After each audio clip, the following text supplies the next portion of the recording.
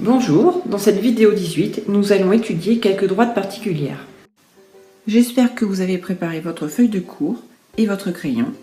Vous allez donc devoir regarder une première fois, puis revisionner la vidéo en faisant pause pour pouvoir écrire les définitions. Nous commençons par les droites sécantes. Deux droites sécantes sont des droites qui ont un point commun. Ce point est unique. Comme on peut le voir sur la figure, les droites D et D' sont sécantes au point A. On dit que le point A est le point d'intersection des droites D et D'. Continuons avec les droites perpendiculaires.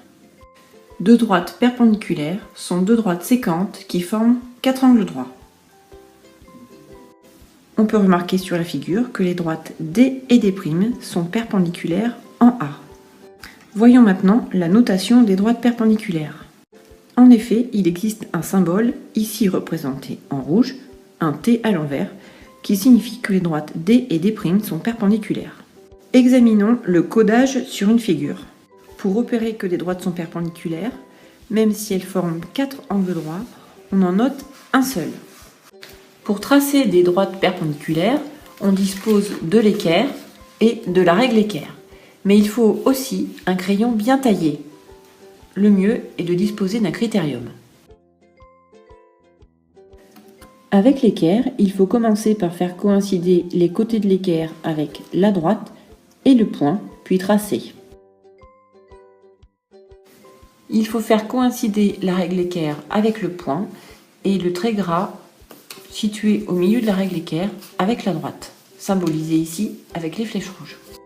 Une fois le tracé réalisé avec soin et précision, on n'oublie pas de représenter l'angle droit. Étudions le cas des droites parallèles. Deux droites parallèles sont deux droites qui ne sont pas sécantes, c'est-à-dire qui ne se rencontrent jamais. On dit ici que les droites D et D' sont parallèles. Étudions la notation. La notation des droites parallèles se note avec deux slash. Et on n'oublie pas les parenthèses. Étudions maintenant la construction d'une droite parallèle à une autre droite passant par un point à l'aide de la règle équerre. On dispose d'un point A et d'une droite.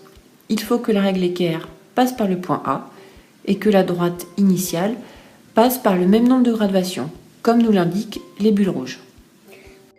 On obtient bien deux droites parallèles, ici D et D'. Et maintenant, à vous de jouer. Et n'oubliez pas d'être précis dans vos constructions.